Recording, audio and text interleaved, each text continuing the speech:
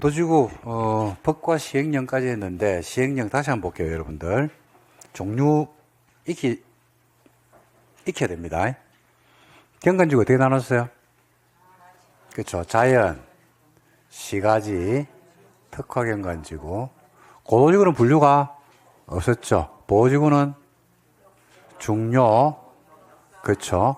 시설보호지구, 역사문화환경보호지구, 생태계보호지구. 칠학지구는 녹지관리, 농림, 자연환경 보존지역의 칠학을 정비하면 자연이고, 그린벨트 칠학을 정비하면 집단이 되겠습니다. 그리고 개발을 진흥시키죠. 주거, 그 다음에 산업유통, 관광휴양 중에서 2개 이상이 섞여 있으면, 그리고 그것을 제외하면 특정개발진흥지구죠. 방제지구는 토지 용도가 높은 곳에서는 시가지, 낮으면 자연, 방화는 분류가 없죠. 특정 용도 제한지구도 분류가 없고 복합 용도지구도 분류가 없습니다. 이렇게 되죠. 자, 여기 이제 시행령에서 나오는 건데 이게 끝이냐? 아닙니다. 용도지구는 여러분들 조례로 지정할 수도 있어요. 뭐로 지정한다고요? 조례로 지정할 수도 있고, 또 조례로 뭐 할 수도 있냐면 세분도 할 수 있어요. 그러니까 조례로 지정한다는 것은 이까지는 이제 시행령으로 나누었기 때문에 대한민국 어디를 가더라도 있겠죠, 그죠? 조례로 지정한다는 것은 각 지자체별로 용도지구를 따로 또 만들 수가 있다 이 말입니다. 그래서 조례로 이제 지정하는 요건이나 이런 것들을 볼 건데, 먼저 조례로 지정하는 요건을 보기 전에 하나 제가 질문하고 싶은 것은, 조례로 용도지구를 지정하게 되면 토지 소유자 입장, 여러분이 만약에 어떤 지역에 부동산을 가지고 있는데 거기에 조례로 새로운 용도지구를 지정한다고 합니다. 그럼 여러분 입장에서는 그 좋은 일입니까? 별로 좋은 일 아닙니까? 그죠? 좋은 일 아니죠? 조례로 지정해가지고 혜택을 주면 좋은데 혜택을 주기보다는 뭐가 더 많을 것이다? 규제가 많겠죠. 근데 그 규제를 조례로 지정해서 규제를 하게 되니까 그거는 소유자 입장에서 별로 좋은 일은 아니라는 이야기죠. 그리고 조례로 용도지구를 지정한다는 것은 완화된 요건에서 지정하는 게 맞습니까? 굉장히 엄격한 요건으로 지정하는 게 맞겠습니까? 요건이 엄격해야 되겠죠. 함부로 마음대로 막 지정하면 안 되겠죠. 그죠? 그래서 엄격한 요건 하에서 지정을 하게 될 것이다라는 사실을 여러분들이 감안을 해 두셔야 됩니다. 자, 그거 한번 정리 좀 하고 다른 거 한번 볼게요. 자, 몇 페이지를 보시면 돼요? 96페이지, 95페이지를 보시면 되겠네요.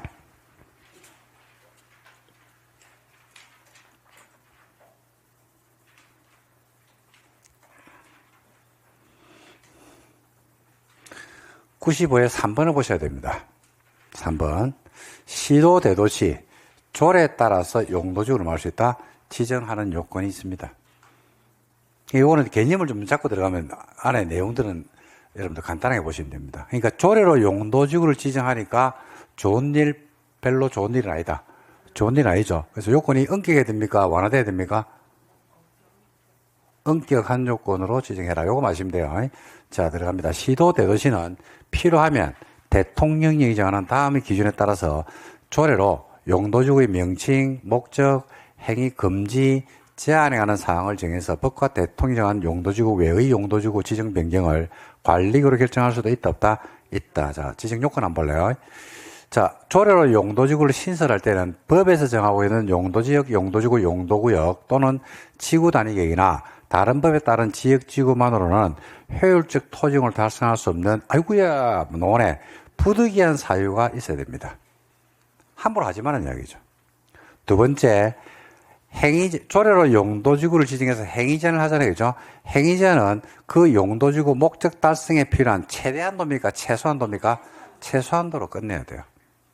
세 번째는 당의 용도 지역이나 용도 구역이 하는 행위제한을 완화하는 새로운 용도지구를 신설하면 되는데 안 된다. 이렇게 해서 요 요건을 갖추면 되는데 요 요건은 셋다가 어떤 요건이더라? 완화된 요건이 아니고 무슨 요건? 엄격한 요건이더라. 이렇게 여러분들이 알고 계시면 답 찾는 데는 아무런 지장이 없습니다. 그러니까 왜 용도지구를 조례로 지정하냐면 조례로 지정했을 때 지정했을 때 어떤 요건이 붙는지 그것만 여러분들이 이유만 아시면 됩니다. 그러니까 이렇게 생각하시면 돼요. 용도 지구는 누구를 도와준다? 용도 지역을 도와줍니다. 그러니까 법이나 시행령에서 19개로 딱 한정을 시키는 게 맞겠습니까? 아니면 그 탄력성 내지는 가능성을 열어주는 게 맞겠죠. 왜냐하면 용도 지역을 도와주다 보니까 그게 19개가 아니고 때로는 20개, 21개 계속 시대 상황 변화라든지, 그죠? 여건, 환경 변화 이런 것 때문에 필요한 것들이 생길 수가 있잖아요. 그죠? 그런데 그걸 고정화시키면 안 되거든. 그래서 조례에서 가능성을 열어줍니다. 열어는 주는데 활짝 열어놔야 돼요? 아니면, 활짝은 아니고 약간의 규제는 있어야 됩니까? 규제. 그래서 어떤 요건으로 지정한다? 엄격한 요건. 그래서 기존의 용도 지역, 용도 지구 내지는 지구 단위 계획만으로도 충분한 목적 달성이 돼. 그러면 용도 지역, 용도 구역, 용도 기존에 있는 거 가지고 하면 되지. 굳이 조례로 또 용도 지구로 막 지정해가지고 중복해서 들어오면 되는데 안 되고, 만약에 지정했다 하더라도 행위자는 최대한 해야 됩니까? 필요 최소한 데 그쳐야 됩니까? 최소한 데 그쳐야 되고, 그 다음에 기존의 용도 지역이나 용도 구역이 행위자는 하고 있겠죠. 그걸 조례가 들어와가지고 그걸 더 완화시키면 돼요? 안 돼요? 안 되죠. 왜냐면 기존에 용도 지역이나 용도 구역에 하는 행위자는 법과 시행령으로 하거든요. 근데 하위규범인 조례가 들어가지고 그걸 풀어버리면 법 체계의 모순이 옵니다. 그래서 그러면 안 된다. 이렇게 놓는 겁니다. 그래서 요거는 이해하는 영역이지 암기하는 영역은 아닙니다. 그 다음에 위로 가시면요. 시도 대도시 조례에 따라서 용도지구를 마을 수도 있다. 세분할 수도 있어요. 용도지구를 경관지구 같은 면적을 어떻게 나눠줍니까? 자, 시, 특으로 나눠진 것은 대통령령입니다. 근데 경관지구를 조례로 다시 나눌 수 있어요. 보시면 시도 대도시는 지역 여건상 필요하면 당의 시도 대도시 조례가 정하는 바에 따라서 경관지구를 추가적으로 세분하거나 중요시설 보호지구, 특정 용도 제한지구를 세분할 수도 있다 없다? 있다. 뭐로? 조례로. 그래서 조례로 용도지구를 세분할 수 있는 게 뭐야? 응? 경, 중, 특, 끝. 그냥 외웠어요. 그냥 외우는 거야. 경, 중, 특, 경관지구, 중요시설 보호지구, 특정 용도 제한지구는 뭐로 정할 수 있다? 조례로 세분할 수가 있다. 조례로 세분할 수가 있다. 자, 예를 들어서 제가 한번 말씀드려 볼게요. 제주도에 갔거든요. 제주도에. 애월 쪽에 가니까, 와, 해안 경관이 너무 아름다운 거야. 그럴 수 있어, 없어요? 있죠. 그래서 그거 가서 해안 경관지구로 지정을 하려고 합니다. 제주특별자치도 조례로. 그래도 돼, 안 돼? 되죠. 왜? 경관지구는 조례로 세분할 수가 있거든요. 조례로 세분할 수 있거든. 그래서 어디 가니까 해안 경관지구가 있더라고요. 그러면 경관지구는 어떻게 나눠져 있는데 자, 시, 특, 이 끝이거든. 시행령에는. 근데 해안 경관지구에 있다는 것은 그 경관지구를 해안 경관지구를 뭐로 나눴다는 얘기입니까? 조례로 나눴다 이렇게 보시는 겁니다. 그래서 경중특 요 세 개만 기억하시면 됩니다. 경관지구, 중요시설 보호지구, 특정 용도 제한지구는 조례로 나눌 수 있다 없다? 있다. 간단한 이게 답니다 이게. 경중특 세 개만 하시면 돼요. 단독 출제 못 합니다. 지문으로 던지는 거죠. 이렇게 내겠지. 경중특만 조례로 세분할 수가 있잖아요. 그죠? 이렇게 되겠죠. 방제지구는 조례로 세분할 수 있다. X. 경관지구는 조례로 세분할 수? 특정 용도 제한지구는 조례로 세분할 수? 개발진흥지구는 조례로 세분할 수? 없다. 있다 없다 마시면 돼요. 그러니까 뭐만 조례로 세분한다는 얘기입니까? 경, 중, 특. 이렇게 됩니다. 끝. 자, 그 다음에 이제 방제지구에 대해서 조금 세부적인 설명을 좀 할게요. 방제지구입니다. 이 방제지구는요, 뭐를 예방하는 게 방제지구냐면 자연재해를 예방하는 거죠. 그죠? 자연재해를 예방하는 겁니다. 근데 이제 이게 자연재해를 예방한다는 방제지구의 개념이 우리 이제 공법 안으로 들어온 게 한 몇 년 정도, 한 3, 4년 되는 것 같은데요. 그래서 여러분들 기본계획에서 이거 기억나시나요? 기본계획에서 기초서 할 때, 그죠? 토지적 성평가나 재해, 지학성 분석이 포함된 조사를 해야 된다. 기억나시죠? 이게 원래 있었던 게 아니고, 들어온 지가, 우리 공법 체관으로 들어온 지가 법 개정을 통해 들어온 지가 3, 4년 정도 된다고 보시면 됩니다. 그리고 방제지구가 들어와가지고 자연하고 시가지 방제지구로 분류가 된 것도 얼마 안 돼요, 실제로. 그래서 이게 이제 왜 이런 개념들이 들어온지에 대해서 간단하게 설명을 좀 드려갈 테니까 한번 들어봐봐요. 우리가 이제, 시대별로 좀 하도가 다른데, 2000년 초반, 1990년입니다. 1990년대부터 2000년 초반 사이에 국토개발, 내지는, 우리가, 각종 발전을 이룰 때, 우리가 하도가 뭐였냐면 환경 문제였어요, 환경 문제. 근데 지금 환경 문제가 어떤 개발의 이슈가입니까? 아니면 당연한 논제입니까? 당연한 거죠. 그게 뭐 이슈가 되고 뭐 논쟁거리가 되고 이러지 않습니다. 당연한 겁니다. 당연한 거. 마치 뭐하고 똑같냐면요. 복지라는 개념이 우리나라에 복지라는 개념이 처음 들어왔을 때 애들 밥 주느냐 안 주느냐 가지고 논쟁을 붙은 적이 있거든요. 그게 뭐 100년 전 이야기 아닙니다. 불과 20년 전입니다. 20년 채 안 됐어요. 애들 밥 주느냐 마느냐, 돈 많은 아들은 돈 받고 주지 말고, 공짜로 주지 말고 돈 받고 주고, 그죠? 돈 없는 아들은 그냥 주고, 뭐 이렇게 하자. 아니다. 보편적으로 해야 된다 하고 막 정치권에서 싸우고 뭐 하고 하여튼 뭐 그런 거 기억이 날 겁니다. 근데 그게 지금 하도입니까? 당연한 것들입니까? 당연한 것들이죠. 대한민국, 우리나라 여러분들 GDP가 1인당 국민소득이요. GDP가 일본을 앞선 거 아시나요? 아시죠? 우리나라 37,000불입니다. 일본이 34,000불인가 35,000불인가 그렇고. 그죠? 그러니까 지금 시대 상황은 복지라는 부분이 하고 말고의 문제는 아닌 것 같고 당연한 문제로 받아들였어요. 그런데 이제 국토개발과 관련해서 이제 환경 문제가 당연한 문제로 자리를 잡은 이후에 2000년 중반부터 지금까지 화두가 뭐냐면요. 환경은 당연하고 자연재해입니다. 예측할 수 없는 자연재해. 비가 한번 내렸다 이러면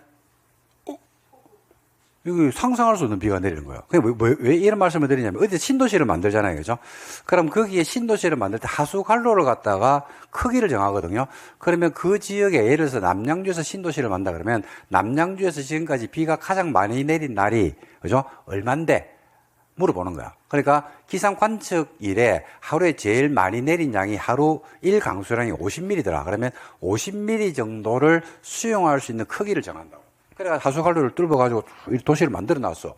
그런데 신도시를 만들어 놨는데 비가 내리는데 50mm가 아니고, 그죠? 관측사상 유례 없는 비가 내려버린 거야. 그럼 어떻게 돼요? 50mm를 예상하고 만들었던 하수관로가 넘쳐버리겠죠? 그럼 홍수가 난단 말입니다. 그런데 그런 일들이 아주 특이하게 일어납니까? 비일비재합니까? 그렇죠. 그러니까 예측할 수 없는 자연재해가 너무 많이 발생하다는 이야기죠. 그래서 국토개발을 하면서 지금은 그런 난제들을 어떻게 해결할 것인가. 실제로 그 피해를 본 적이 있어요. 불과 재작년이죠. 그죠? 재작년에 여러분들 오송에서 기억나시는가 모르겠는데 지하 터널이 있었죠. 지하도로지, 지하도로. 지하도로가 있고 그 옆에 하천 제방이 있다니까요. 근데 하천 제방이 이 정도 높이면 충분히 홍수가 안 날 거야. 라고 해서 그 높이만큼 하천 제방을 쌓았다니까. 그런데 그때 당시 비가 관측사상 유례없는, 관측된 적도 없는 엄청난 양의 비가 내려버렸죠. 그래서 그 빗물이 어디로 흘러버렸어요? 지하도로로 흘러가지고 엄청난 인명피해를 입은 적이 있단 말입니다. 그러니까 이제 그런 것들을 예측을 할 수가 없는 경우들이 생기더라. 그러면 그에 따르는 예측을 할 수가 없을 때 그에 맞는 자연재해를 어떻게 대비할 것인가라는 게 지금 화두입니다, 화두. 그래서 그게 이제 우리 공법에 들어오는데 어떻게 들어오냐면 기본계획 만들 때, 그죠? 제 취약성 분석을 의무적으로 하게끔. 그 다음에 방제지구를 더 강화하게끔. 그래서 이 방제지구의 개념들이 한 10년 전에 개정이 됐어요. 개정이 됐는데 보시면 시도도시는 연안 침식이 진행 중이거나 우려되는 지역 등 대통령령이 정하는 다음의 지역에 대해서 다음이 1과입니다. 자, 1과 2부터 볼까요? 자, 연안 침식으로 심각한 피해가 발생하거나 발생할 우려가 있어서 이를 특별히 관리할 필요가 있는 지역으로서 연안관리법에 따른 연안침식관리구역으로 지정된 지역. 줄짝. 풍수의 산사태 등의 재해가 최근 10년에 몇 번 이상 발생했어요? 2번 이상 발생해서 인명피해를 입었다든지 내지는 향후 동일한 자연재해가 발생할 것으로 예상되는 지역이 있더라. 여기 2군데입니다. 2군데. 연안침식관리구역. 10년에 몇 번? 2번. 뭐가 발생해서? 인명피해 또는 그 유사피해가 발생으로 예상되는 다음의 지역에 대해서는 방제지구의 지정 변경을 관리계획으로 결정할 수 있습니까? 하여야 합니까? 하여야 합니다. 방제지구로 지정을 할 수 있는 게 아니고 해야 합니다. 의무화시켜놨어요. 특이하죠. 그리고 관리계획의 내용에는 방제지구안에서 재저감 대책을 포함할 수 있습니까? 하여야 합니까? 하여야 합니다. 지금 의무화시켜놨죠. 방제지구에서 굉장히 특이한 내용입니다. 이 두 개를 체크하셔야 돼요. 어디에서요? 연안 침식관리구역으로 지정이 되든지, 최근 10년간 자연재해가 몇 번 이상 발생해서 2번 이상 발생해서 뭘 입었다? 인명피해를 입었죠. 여기는 방제지구로 지정을 하여야 하고, 지정을 했으면 관리계획의 내용에 재저감 대책을 포함하여야 한다. 그럼 소유자 입장에서는 좋아, 안 좋아? 소유자 입장에서는 좋아, 안 좋아? 안 좋죠. 규제가 붙을 거니까 안 좋단 말입니다. 그죠? 그러니까 예를 들어서 이거죠. 옛날 같으면 반지하를 설치해서 임대를 놓을 수가 있었잖아. 근데 방제지구로 지나니까 임대를 놓을 수가 지금 못하게 막아빈다니까요. 그러고 그걸 건축법에 가면요. 건축제한을 통해가지고 그런 걸 못하게 허가 자체를 아예 안 내줘버립니다, 지금은. 그러니까 소유자 입장에서는 자기 토지를 사적 소유권 공간에서 그 소유하고 있는 토지를 사적 소유권이 보장된 상태에서 마음껏 활용해야 되는데 거기에 따르는 규제를 받는다, 안 받는다? 받는다는 이야기죠. 자, 그러면 이런 규제를 받고 재저감 대책을 수립을 했단 말입니다. 그러면 거기에 따른 비용도 들어가요, 안 들어가요? 들어가죠. 그럼 규제만 해야 됩니까? 규제를 하는 대신에 그 규제에 따르는 나머지 당근을, 채찍을 휘둘렀으니까 당근도 줘야 돼, 안 줘야 돼? 그렇죠. 당근을 줍니다. 당근. 건폐율 완화입니다. 건폐율 완화. 녹지관리 농림 자연환경 보전적입니다. 녹지관리 농림 자연환경 보전. 애써 방제지구에서 재저감 대책에 부합하게 재예방시설을 설치했죠. 그러면 용도지역별 기존의 건폐율에서 몇 프로? 150% 범위 안에서 완화할 수가 있다, 없다? 있다. 건폐율을 풀어줍니다. 건폐율을 풀어줘요. 좋아, 안 좋아?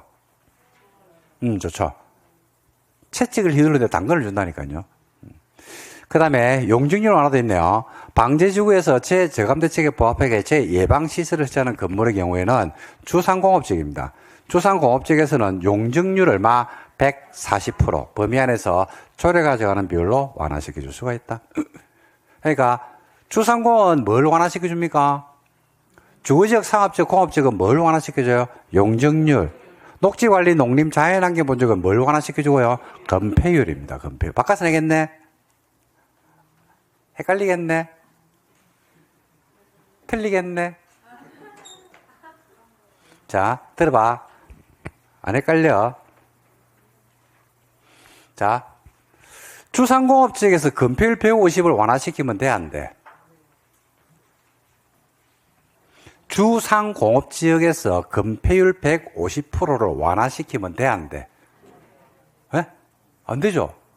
안 되잖아. 봐봐. 주상공업지역은 주거지역, 상업지역, 공업지역은 건폐율이 얼마야? 주거지역 얼마? 주거지역 얼마? 70. 에이, 왜 그래? 다시 해야 돼. 다시 하면 안 되잖아. 상업지역은 건폐율 얼마? 90. 공업지역 70. 인데 150을 완화시켜줘요. 그럼 얼마가 완화돼요? 35%가 완화되잖아. 아이가. 그죠? 원래 얼만데? 70. 완화되는 게 35. 더하면 105. 건폐율이 105라는 말이 무슨 말이에요? 그죠? 건폐율이 105라는 게 있을 수가 있어, 없어? 없죠? 그러니까 건폐율 150 원하는 주상공업지역에 해당하지는 않는다, 이 말입니다. 근데 녹지관리 농림 자연환경 본적의 공통점은 건폐율 얼마예요, 전부 다? 전부 다 20이잖아. 그죠? 20이잖아. 20에서 150%니까 1.5배 완화시키니까 얼마가 완화돼? 10%가 완화되잖아. 그럼 얼마가 되는데? 30.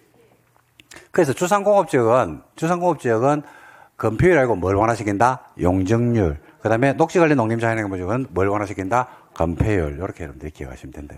그럼 안 헷갈려요. 더 헷갈리나? 그냥 외우는 게 낫나? 그러니까 그러니까 여러분들이, 빠른 것도 중요한데요. 개념들을 곱씹고 껌 씹듯이 계속 국계법에 있는 개념들을 자꾸 씹어 돌려야 돼요. 자꾸 씹고 하면 거기에서 단물이 계속 나온다고. 그 단물이 저장분이 돼가지고요, 양분이 돼가지고 개발, 정비, 건축, 주택을 굉장히 편하게 공부할 수 있습니다. 근데 이걸 씹고 또 씹고 단물을 다 빨아모아야 되는데 이걸 한 번 씹고 이러고 뱉어버리죠. 그럼 어디에서 고생을 진딱 하게 되냐면 개발, 정비, 주택, 건축에 가가지고 고생을 진딱 하는 게 아니고 공법을 정복을 못해요. 공법을 정복 못한다는 것은 2차를 포기하는 길로 가고, 2차를 포기하게 되면 시험은 1년 만에 합격을 할 수 있음에도 불구하고 시간을 길게 잡아먹는 그런 엄청난 사태에 직면을 하게 되어 있습니다. 그래서 자꾸 곱씹어 보시는 거, 그걸 꼭 좀 부탁을 드리도록 하겠습니다. 그 다음에 복합용도지구입니다. 복합용도지구 뭐 멀티죠, 멀티. 특정 시설의 입지를 완화시켜 주던가요? 제한시켜 주던가요? 그렇죠, 완화죠. 특정 용도 제한지구는 주거 기능이나 청소년 보호 목적으로 특정 시 입지를 제한했죠. 근데 복합은 완화시켰죠. 근데 이 복합은요, 멀티인데 아무데나 지정되는 게 아니고요. 지정되는 용도지역이 정해져 있어요. 어딘데라고 하니까 시험에 얼마 전에 나왔죠. 일반 주거지역, 일반 공업지역, 계획관리지역이 지정합니다. 시도 대도시는 어디에 복합 용도지구를 지정합니까? 일반 주거지역, 또 일반 공업지역, 또 계획관리지역에 복합 용도지구를 지정할 수 있다.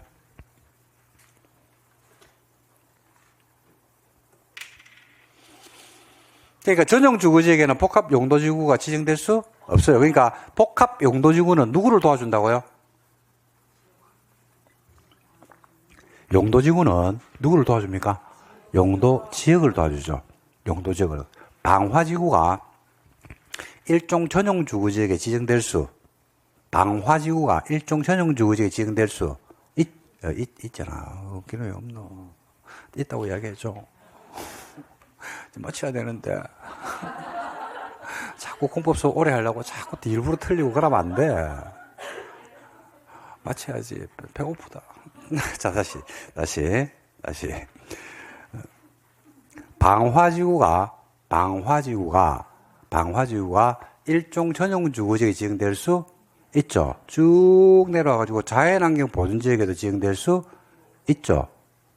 방제지구가 자연방제지구, 시가지 방제지구가 있다 그러면 방제지구가 둘 중에 하나가 일종 전용 주거지역에 지정될 수도, 자연환경 보존지역에 지정될 수도 있다. 즉 용도지구는 특정 용도지역에 지정되는 게 아니고, 그죠?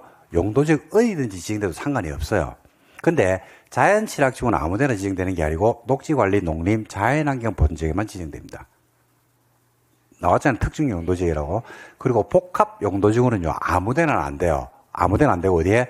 일반 주거지역, 일반 공업지역, 계획관리지역에만 지정한다 이 말입니다. 즉 전용 주거지역은 복합 용도지구를 지정할 수가 없어요. 준공업지역은 복합 용도지구를 지정할 수가 없어요. 계획관리지역은 복합 용도지구를 지정할 수 있어요. 계획관리지역은 되죠. 그죠? 생산관리는 돼야 안 된다. 그래서 복합 용도지구는 어디에만 지정한다? 일반 주거지역, 또 일반 공업지역, 또 계획관리지역. 시험이 얼마나 나왔습니다. 아주 다 단답형으로 나왔어요. 2년 전인가 3년인가 나왔습니다. 예상 문제입니다. 이거는. 그것이 답니다. 이거 말씀면 돼요. 그 다음에 요건 한번 볼까요? 용도지구를 변경할 때 기반시설이 부족한 등의 문제가 우려돼서 해당 용도지역에 뭐만 완화시킨다고요? 건축 제한만 완화하는 것이 필요한 경우에 지정합니다. 건축 제한만 완화시키는 것이 적합한 경우에 지정해야 됩니다. 뭔 아이란 얘기입니까? 그렇죠. 건폐율하고 용적률은 아이다 이 말입니다. 뭐만? 건축 제한만. 그 적어놔야 되겠네. 뭐라고? 그렇지. 설마 그렇지라고 적는 건 아니겠지. 내 책 검사한다. 집에 가기 전에 책 검사하고 가라. 적었습니까? 그리고 간선도로 교차지, 대중교통 결절지 등 토지용 교통량 변화가 큰 지역이나 용도지역 간의 경계, 가로변, 효율적으로 활용할 필요가 있는 지역에 지정하고, 목적이 제외되지 않도록 해당 용도지역 전체 면적의 얼마까지만 지정해라? 3분의 1 줄짝. 3분의 1. 그러니까 전체를 일반 주거지역, 일반 공업지역, 계획관리지역 전 지역에 지정하는 게 아니고 거기에서 얼마? 3분의 1. 그 다음에 국장이 고시하는 기준이기 때문에 몰라도 돼요, 이거는. 이 두 개만 여러분들 기억해 두시면 좋겠습니다. 복합용도지구. 자, 다시 한번 더. 복합용도지구는 멀티입니다. 멀티로 쓰이는데, 어디를 도와준다고요? 일반 주거지역 그렇지, 그렇지, 계획관리지역의 얼마까지?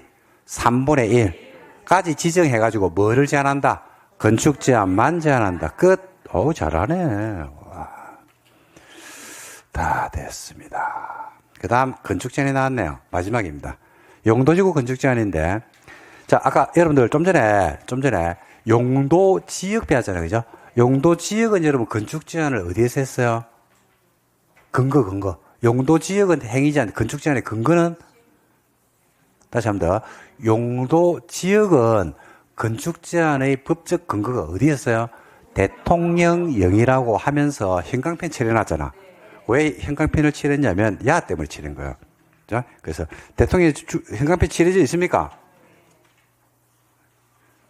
확인해 볼까? 중요합니다. 그거.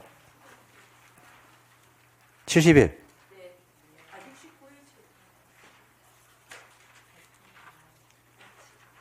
69네. 69. 형광펜 칠해놨습니까? 네, 대통령령. 그 근거 어디라고요? 대통령령이라니까요. 그죠? 왜 거기다가 형광펜을 칠해놨냐면 야 때문에 칠해놓은 거예요. 그죠? 용도지구 건축 제한이죠. 자, 봐요. 72조에서 81조에 기준된 용도지구 외의 용도지구 안에서 건축 제한은 그 용도지구 목적 범위 안에서 뭐로 정한다? 저래.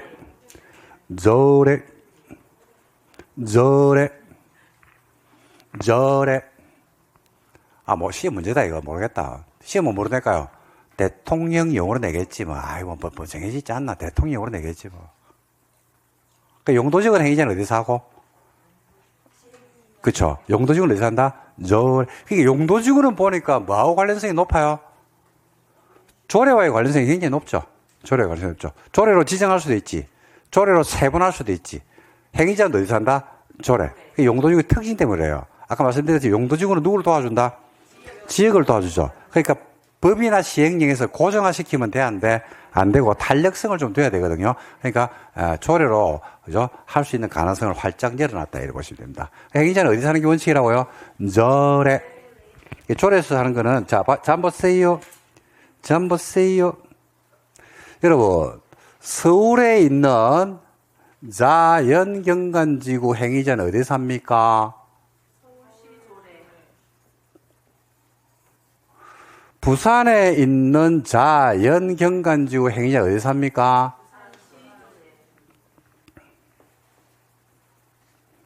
부산시 조례죠. 서울시 조례하고 부산 조례가 같아요, 달라요? 달라요. 알 수가 없어. 알 필요도 없어. 지금 법도 모르는데 뭘 조례까지 신경 쓴단 말이에요. 선생님이 못 냅니다. 왜냐면 우리 시험은 지역 공인중개사를 뽑는 시험이 아니고 전국 단위 시험입니다. 전국 단위 시험. 그죠? 만약에 부산시에서 내지는 서울시에서 서울시 공인중개사를 뽑겠다라고 한다 그러면 조례를 시험에 내겠죠.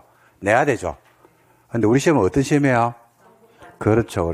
그래서 조례는 시험에 나온다, 안 나온다? 안 나온다. 뭐라 된다? 시험은 여기서 나옵니다. 예외. 예외라는 것은 어디서 하는 게 아니다. 조례에서 하는 게 아니다.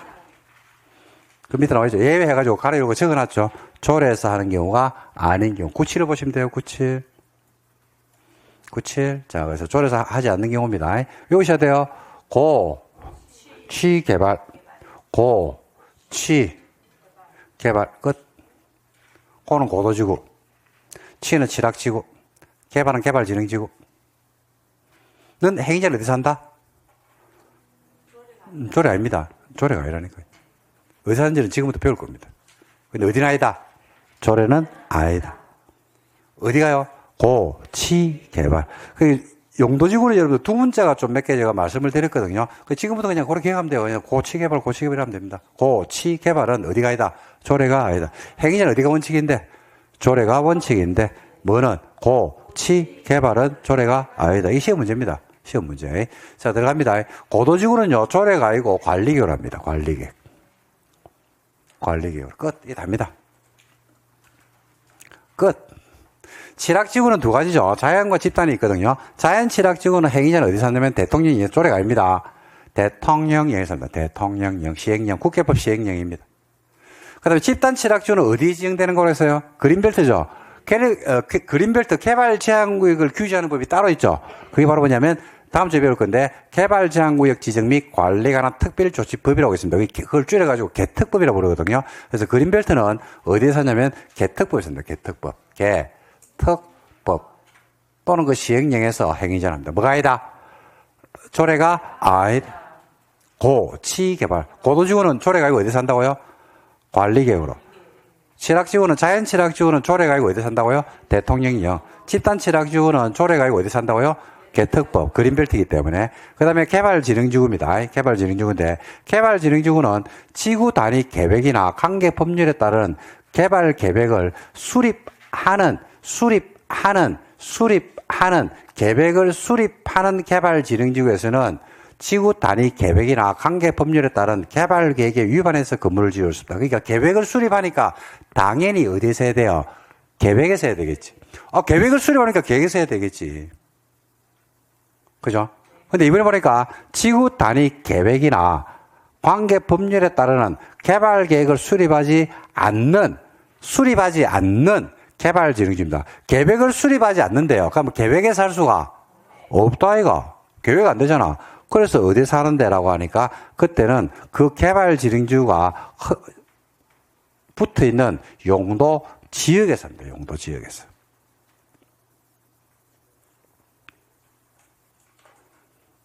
개발진흥지구가 특정 용도 지역과 결합되어 있겠죠. 그죠? 그때는 그 용도 지역에서 한다니까요. 계획을 수립하면요. 계획에서. 수립하지 않으면 그 개발진흥지구가 있는 어디에서? 용도 지역에서. 끝. 다 했습니다. 자, 한번 볼까요? 마지막 시간입니다. 용도지구 행위자입니다. 어디서 하는 게 원칙이라고요? 네? 근데 행위자는 뭐가 있더라? 특례가 있어. 특례. 특별한 예가 있다는 이야기죠. 3개. 뭐라고요?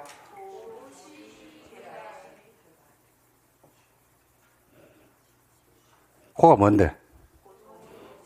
고도지구는 조례가 아니고 어디서 하더라?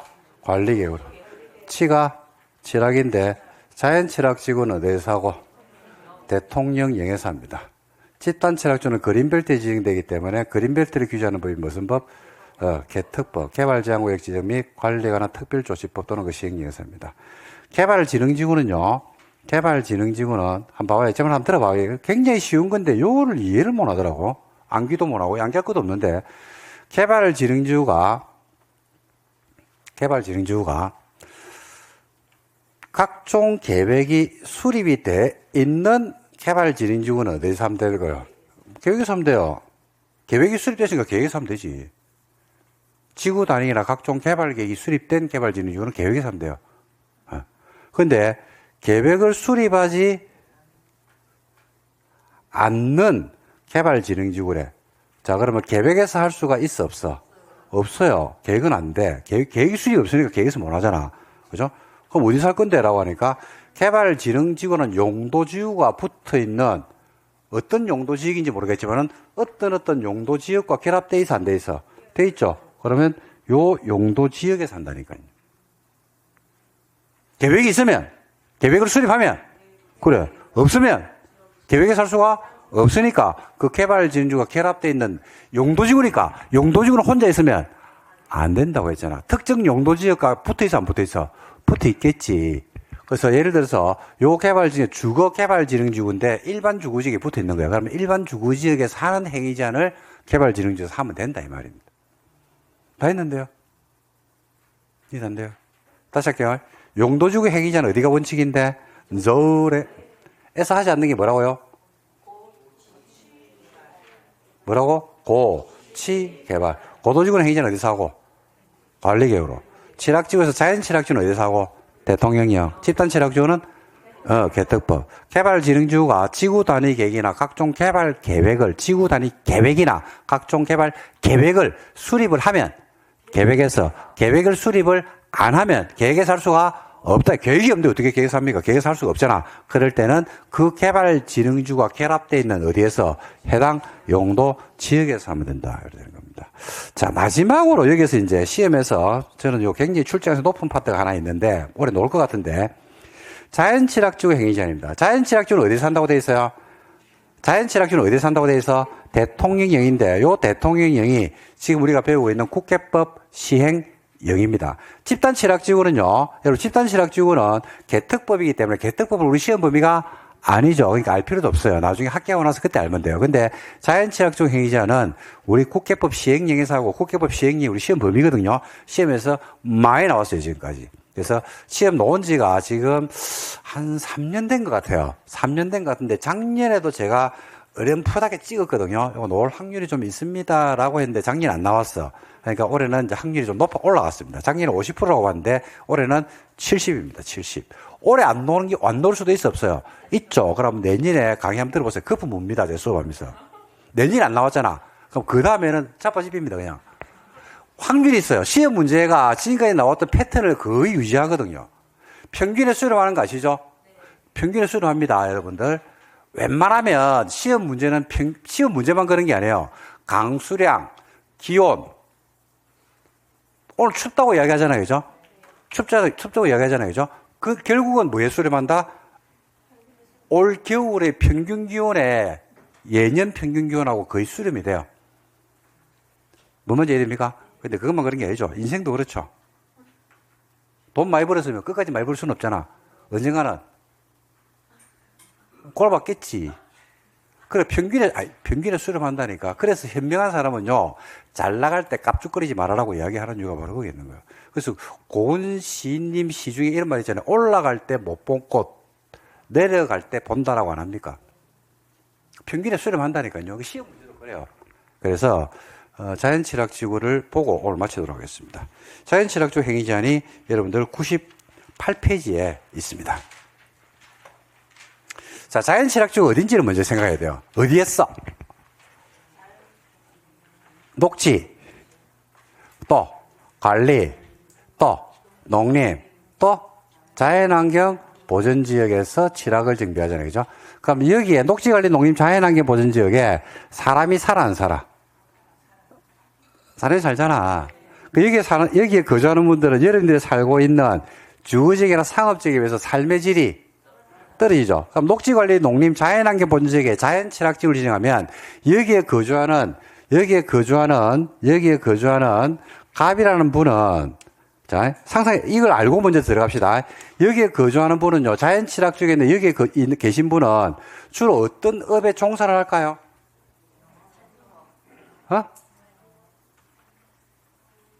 녹지관리 농림 자연환경 보전지역에 자연칠학지구가 지정이 되잖아. 그까지는 이해됐죠? 그러면 여기에 칠학을 정비하기 위해서 뭘 지정하는데 자연칠학지구를 지정할까 아이가? 그죠? 누군가 살고 있는 사람의 삶의 질을 끌어올리기 위해서 아닙니까? 개의 삶의 질이 아니고 거기에 있는 멧돼지의 삶의 질이 아니잖아. 사람의 삶의 질이잖아. 그럼 여기에 살고 있는 분이 어떤 업에 종사할 거냐고요, 주로? 1차 산업에 종사하겠지. 뭐 먼저 해야 됩니까? 그걸 염두에 두고 바라고요. 그러면 암기량을 대폭 줄일 수 있다니까요. 자, 들어갑니다. 자연칠학지구 행위 제한.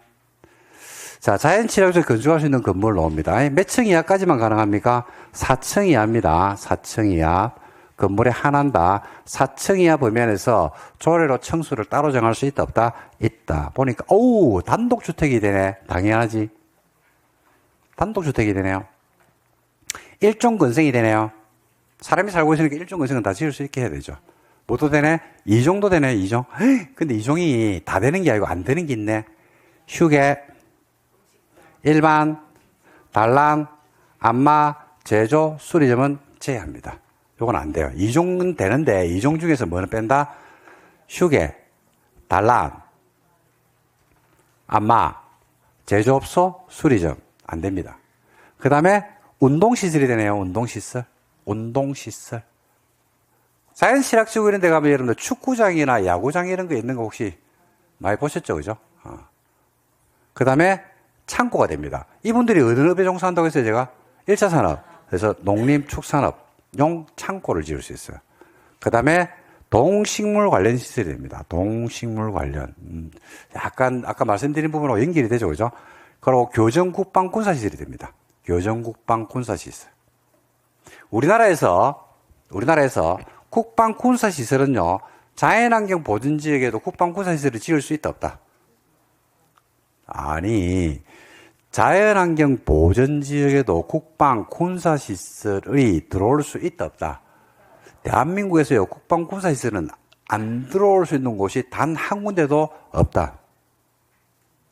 국방 군사는 무적입니다, 무적. 남북 대치 상황에 있는 대한민국에서는 무적입니다. 천하무적. 그 다음에 방송통신시설이 됩니다. 방송통신시설. 방송통신이니까 뭐 송전탑이나 이런 것들, 방송탑 이런 것들 좀 있다라고 생각하시면 되겠죠. 그 다음 발전이 됩니다. 발전. 요거 가지고 시험 문제가, 단독 나옵니다. 자연취락지에서 지을 수 있는 건물이 아닌 것은 이렇게 나오거든요. 관광휴게시설이 돼야 안 돼요? 관광휴게시설? 없네? 의료시설 돼야 안 돼요? 없네? 지금 말씀드린 게 시험 문제였습니다. 그죠? 근데 요거는 뭐 하다 보면 해야집니다. 단독 돼야 안 돼? 1종, 2종. 되죠? 다 됩니까? 1번 됩니까? 일부. 안 되는 거. 휴게, 일반. 또, 단란, 안마, 제조업소, 수리점. 창고, 발전, 교정국방, 운동, 발전, 관광휴게, 의료, 문화집회. 됐죠? 그런 등등을 해서 시험 문제가 던져지거든요. 그러니까 지금 말고 여러 번 이렇게 이제 보다 보면 익혀진다 이 말입니다.